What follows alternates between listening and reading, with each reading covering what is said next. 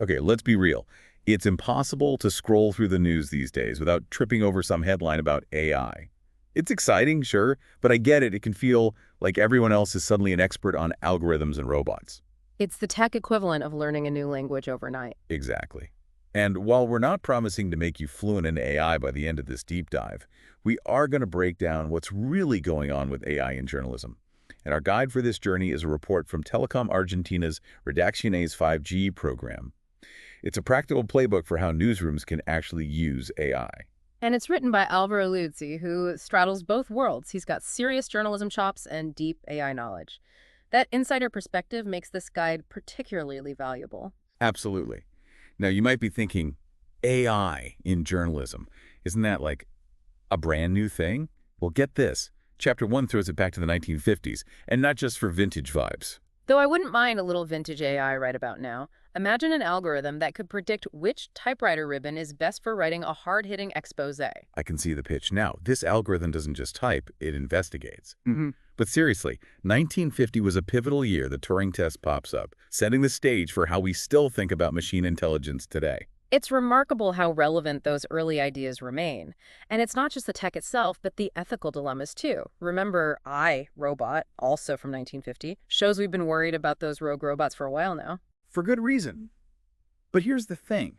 It's not like AI suddenly appeared out of nowhere. It's been simmering in the background for decades.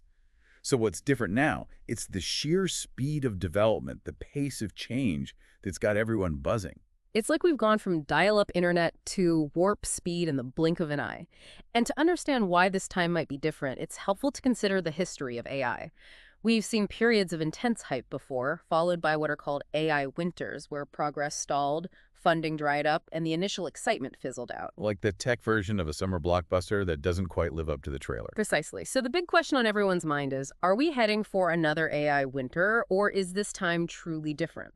There's no easy answer, but understanding the cyclical nature of AI hype can help us approach the current landscape with a healthy dose of caution and informed skepticism. It's like trying to predict the weather. Are we looking at clear skies for AI or another long winter? Maybe we need an AI to predict the future of AI. Now, that would be meta. But speaking of things that can feel a little overwhelming, Chapter 2 of this guide is like a crash course in AI jargon. It's essential information, though, like learning the language of this new frontier in journalism. Absolutely, and we're not going to leave you stranded without a phrase book. Right.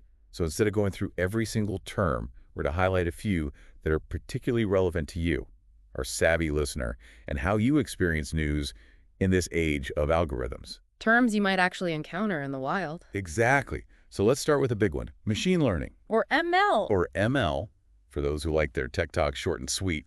Think of it as teaching a computer to learn from data without explicitly programming it for every single scenario. Right, and the guide points out that this is already happening all over the news landscape. A perfect example, those recommended articles you see on news websites or social media, that's often machine learning at work, analyzing what you've clicked on before and trying to predict what you'll find interesting next. It's like a digital crystal ball, but instead of predicting your future, it's shaping your news feed. And this technology is getting increasingly sophisticated. We're talking about algorithms that can analyze not just what you click on, but how long you spend reading an article, what you share on social media, even how your mouse moves across the screen. Whoa, that's both impressive and a little creepy, like the algorithm knows me better than I know myself.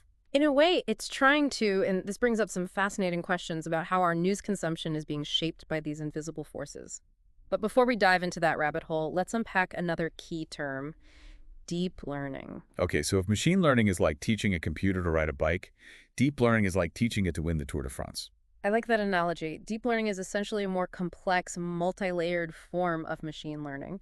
It's what's being used to power things like facial recognition software and self-driving cars. And in journalism, one of the big applications of deep learning is in verifying images and videos. And I know for you, dear listener, separating fact from fiction in the online world is a top priority. So how is AI helping in the fight against misinformation? Well, deep learning algorithms can be trained to spot things like subtle inconsistencies in images or videos that might indicate manipulation. Think of it like a digital magnifying glass that can detect the telltale signs of a deep fake. So we're talking about an AI that can tell if that viral video of a politician saying something outrageous is the real deal, or a clever fake. Exactly. And this technology is constantly evolving. But it's important to remember that even the most advanced AI isn't foolproof. There will always be new ways to manipulate media, and it's crucial to stay informed about these techniques and to maintain a healthy skepticism, especially when something seems too good or too outrageous to be true.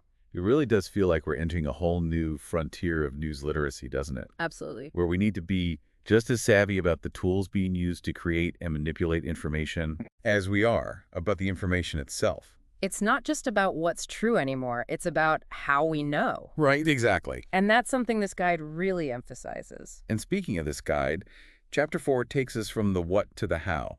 Right, from the theory to the practical. So no more killer robots. Not this time. Let's talk about how newsrooms can actually implement AI in a way that makes sense. And they call it a roadmap, which I think is a really helpful analogy. Yeah, like a step-by-step guide. Exactly, because it's not about flipping a switch and turning your newsroom into some kind of sci-fi movie set. We've seen enough of those. Right. This is about taking a strategic and thoughtful approach. And the first step on this roadmap is all about identifying your needs, which seems obvious, but it's so crucial. Absolutely. Before you even start thinking about specific AI tools, Right, you need to know what problems you're trying to solve. Yeah. What are the pain points in your workflow, in your newsroom, where AI could actually make a difference? and I think that's a really key point for our listeners to grasp. It's like you wouldn't buy a high-powered sports car if you spend most of your time navigating city traffic, would you? Exactly. You need the right tool for the job. And speaking of tools, step 2 is all about evaluating your resources, which is another way of saying, can you actually afford to implement AI? Right. It's a reality check. Do you have the budget for these tools? The technical infrastructure. The staff expertise? Because AI can be resource intensive. So it's not a one-size-fits-all solution. Definitely not. And once you have a handle on your needs and your resources, then comes the fun part, setting your goals. This is step 3. And this is where you get to think big. But also be realistic. So what are you hoping to achieve with AI? Is it about increasing efficiency, freeing up your journalists to do more in-depth reporting? Is it about expanding your reach, reaching new audiences, maybe even globally? Or is it about something else entirely? Maybe it's about enhancing the quality of your journalism, making it more accurate, more insightful. The possibilities are vast, but you need to define what success looks like for your organization. Now, Chapter 4 also delves into the nitty-gritty of choosing the right AI tools. And I have to admit, this part made my head spin a little. Right. It's like walking into a giant candy store with endless options. Every platform promising to be the AI solution for all your journalistic needs. So how do you choose? Well, the guide emphasizes the importance of aligning your choice of tools with your specific goals, with your budget, and most importantly, with your ethical considerations. Because not all AI is created equal. Definitely not. And we'll dive deeper into the ethical implications of AI in journalism in just a bit. But first, let's talk about Step 5, pilot projects, This is where the rubber meets the road. where you get to test out these AI tools in a controlled environment Start small, experiment, learn from your mistakes. before you go all in. Exactly. It's a much more manageable approach. And speaking of real-world applications, Chapter 5 is a goldmine of case studies, examples of how newsrooms around the world are already using AI, both in very innovative ways. And some more cautionary tales, which I think are just as valuable to learn from. Absolutely, like that example of the Wall Street Journal using AI to analyze a decade of its own coverage. Right. Fascinating study. Showed how AI could potentially be used to game the system, to chase clicks and prioritize sensationalism over real news. Which brings us back to that crucial point about human oversight. The need for journalists to be in the driver's seat, guiding these AI tools, not the other way around. Exactly, because AI is a tool, A powerful tool. but a tool nonetheless. And like any tool, it can be used for good or for not so good, The responsibility ultimately lies with us, the humans behind the algorithms. to ensure that we're using AI ethically, responsibly, and in a way that serves the public good. And that, I think, is a perfect note to wrap up this deep dive on. Because at the end of the day, this isn't just about the technology. It's about the future of journalism.